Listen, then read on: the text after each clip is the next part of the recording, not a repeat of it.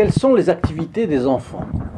Courir, jouer, s'amuser de toutes les manières, ce qui correspond à la gaieté et à la vivacité d'un enfant normal. Parfois même faire des bêtises.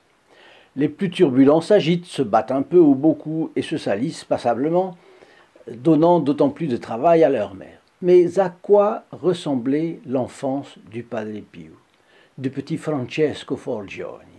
Avait-il des amis? Comment jouait-il? Vous allez le découvrir dans la vidéo d'aujourd'hui.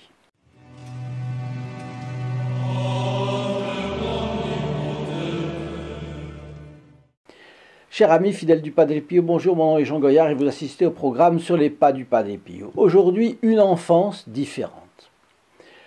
Vous le savez, l'objectif de notre chaîne est de diffuser dans les familles la vie foisonnante de miracles de Saint Pie de Pietrelcina.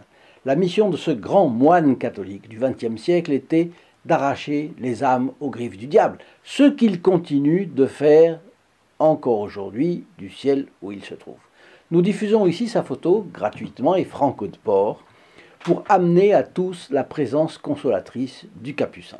Si vous voulez la recevoir pour vous ou un proche, il suffit de téléphoner au 08 05 36 08 47, appel gratuit depuis la France métropolitaine, coût d'un appel local depuis les DOM-TOM, et depuis le Canada, composez le 1 844 398 88 67. Ubaldo Vecchiarino et Francesco Forgioni faisaient partie du même groupe de garçons à l'école. Ils étaient comme tous les groupes de jeunes garçons de leur époque, certainement d'une mentalité différente de celle des garçons d'aujourd'hui d'ailleurs. Par exemple, Ubaldo a raconté que les autres garçons avaient vite compris que Francesco, dans le secret de sa maison, se comportait d'une façon probablement très différente d'eux-mêmes, d'une façon même étrange pour quelqu'un de leur âge. Alors, ils ne se moquaient pas de lui parce qu'ils l'aimaient bien, mais ils étaient curieux de savoir comment il se comportait, à quoi il employait son temps, est-ce qu'il jouait tout seul et comment. Au cours des longues soirées d'hiver entre amis, eh bien, ils ont décidé parfois d'essayer d'en savoir un peu plus sur ce que faisait Francesco Forgioni. Et un jour, l'un d'eux raconte: nous nous sommes approchés de la maison des Forgioni, sans faire de bruit. Et après avoir placé des pierres l'une sur l'autre, sous la petite fenêtre basse, protégée par une grille de fer, nous avons grimpé pour l'épier.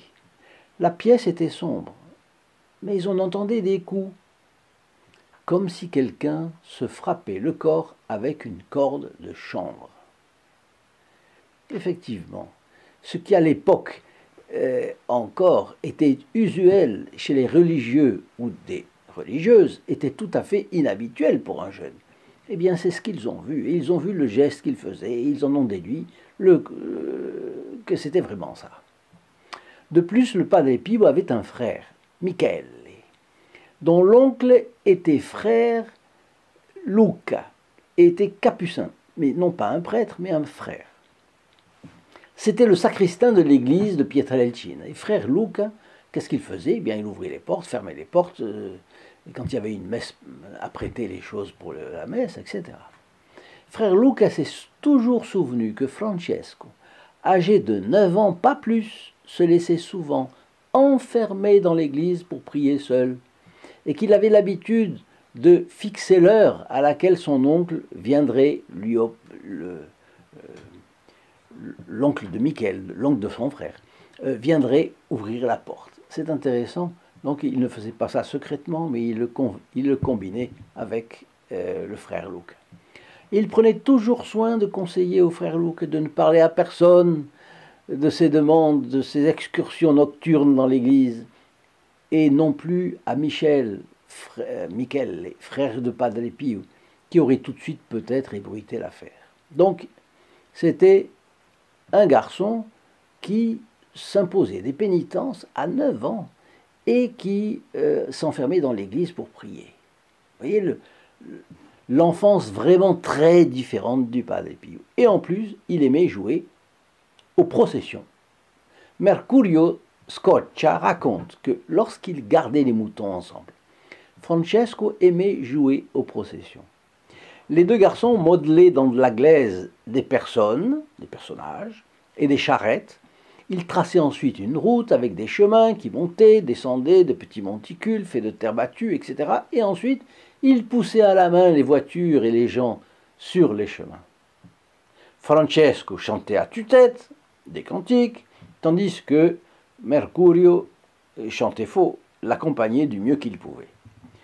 Très tôt, la pénitence a donc fait partie de son horizon. La pénitence est, attention, toujours dans une direction religieuse. Alors, lorsqu'il était à Piana Romana, il ne pouvait guère faire pénitence sans être remarqué. Francesco se retirait alors dans une petite cabane, propriété de la famille Scotch, qui se situait dans un endroit un peu isolé de Pietrelcina. Là, il priait et il méditait. Peut-être même y rencontrait-il ses amis invisibles. Vous savez qu'il en a parlé, ses amis invisibles. Et quels étaient-ils? Eh bien, il a eu de nombreuses apparitions de son ange gardien, ça on le sait. Et, excusez du peu, de la bienheureuse Vierge Marie, la plupart du temps accompagnée de Saint Joseph. Quelle conversation, quelle intimité avec Notre-Dame, Saint Joseph, son ange gardien. Et lorsqu'il était à Pietrelcina, alors il préférait une petite pièce appartenant à sa famille, mais isolée du reste de la maison. Elle était adossée à une falaise contre les murs de la ville, et pour y accéder, il fallait monter un escalier très raide. Et elle avait l'aspect d'une tourelle, et c'est pourquoi les Forgioni l'appelaient la petite tour. Et voilà, un jour, sa mère, Peppa, raconte qu'au cours de ces années, Francesco avait pris l'habitude de se frapper avec une petite chaîne de fer. Et un jour, elle a entendu des bruits étranges derrière le lit de sa chambre. Alors elle s'est approchée et elle a vu Francesco en train de se flageller. Ah, affolée, elle lui a dit d'arrêter. Mais il répétera souvent ce rite. « Mais pourquoi te flagelles-tu ainsi, mon fils » lui a-t-elle demandé. « La chaîne de fer fait mal. » Et Francesco lui a répondu. « Je dois bien me le flageller, comme les Juifs l'ont fait avec Jésus. Et puis ils l'ont fait tuer, le dos plein de sang. » Mama Peppa a déclaré qu'elle avait été ébranlée par ces mots, et que lorsqu'elle entendait Francesco se flageller, elle s'éloignait les larmes aux yeux. Alors veuillez ajouter votre like, m'envoyer vos commentaires et partager cette vidéo pour faire connaître le Saint Padre Pio. Je vous rappelle que chaque fois que vous partagez une vidéo, vous êtes d'office inclus dans les intentions de la messe du vendredi à midi, et les personnes qui la reçoivent par ce moyen aussi. Et vous devenez instantanément un trait d'union entre les âmes et le Padre Pio. N'hésitez pas non plus à venir me rendre visite sur le lien https://st-padre-pio.fr. Rappelez ici en bas dans la description de cette vidéo. Je vous y donne rendez-vous et vous verrez les bénéfices que reçoivent les membres du groupe des protégés du Padre Pio. Chers amis fidèles du Padre Pio, je vous souhaite une très bonne journée et je vous dis à très bientôt, encore autour de notre bon Capucin. Au revoir. In nome del Padre, del Figliolo e dello Spirito Santo, e così sia. Sia lodato Gesù e Maria, oggi e